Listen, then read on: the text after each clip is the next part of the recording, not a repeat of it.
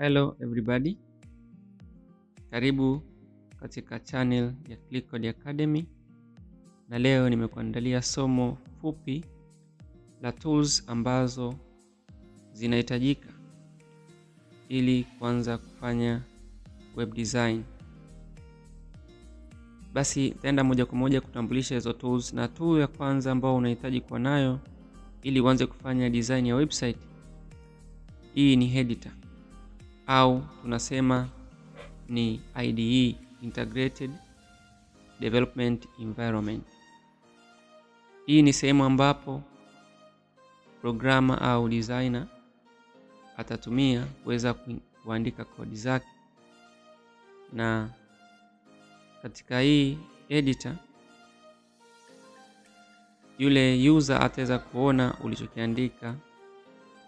Yeye ataona ile interface ambayo imetokana na hizi kodi ulizoziandika huko. Kwa hiyo kuweza kuipata hii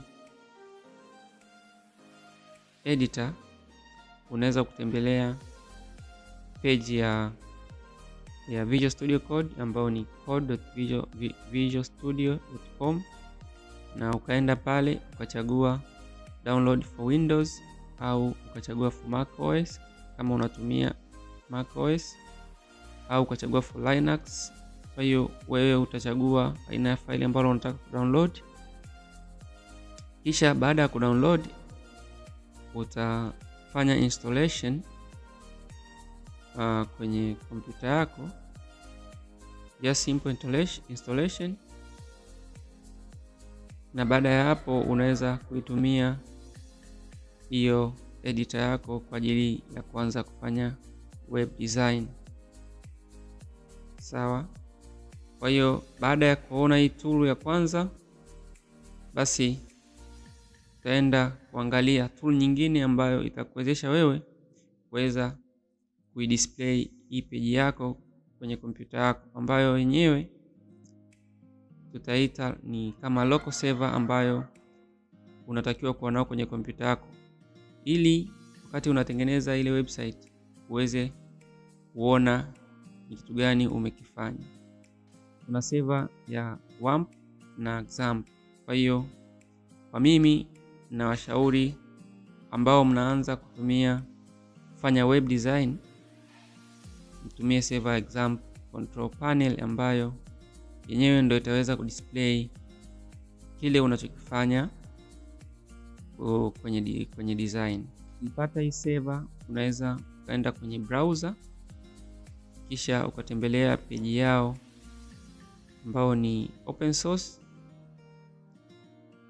ukaweza kuiona hiyo server na ukadownload version unayoitaka, lakini ukadownload kwa aina ya window uliinstall kwenye kompyuta yako. Kuna version mbalimbali na zina support platform mbalimbali. Kwa mfano kuna ambazo zina support platform za Windows, Linux na Mac OS. Kwa hiyo unaweza ukaingia kwenye link yao ambayo ni hiyo hapo ya apache-friends.org, kisha ukaenda kwenye download, utaweza kudownload hiyo program. Baada ya kudownload sasa, kisha install, unakutana ukisha run utakutana na kitu kama hichi hapa. Na kwa web tuna install Apache ambao ndo kama live server yetu, na MySQL kwa ajili ya database. Kwa hiyo tuta start hizi mbili, Apache na MySQL. Kwa hiyo ukishaweza kustart Apache and MySQL, unaweza ukadesign website yako na kisha ukaja kuweza kuidisplay wakati unaitengeneza, kuona umefanya kitu gani kabla hujaanza kushare hizo content kwenye hosting. Hivyo basi kufika hapo niseme nimefika mwisho wa somo la leo. Hivyo kama utakuwa unaendelea kufuatilia vipindi vyetu vya Code Academy, unaweza kutumia hii kama somo la kwanza kwenye web design, kwani baada ya hapa somo la pili hatutafundisha tena hichi ambacho nimekufundisha siku ya leo, bali tutaenda moja kwa moja kwenye design.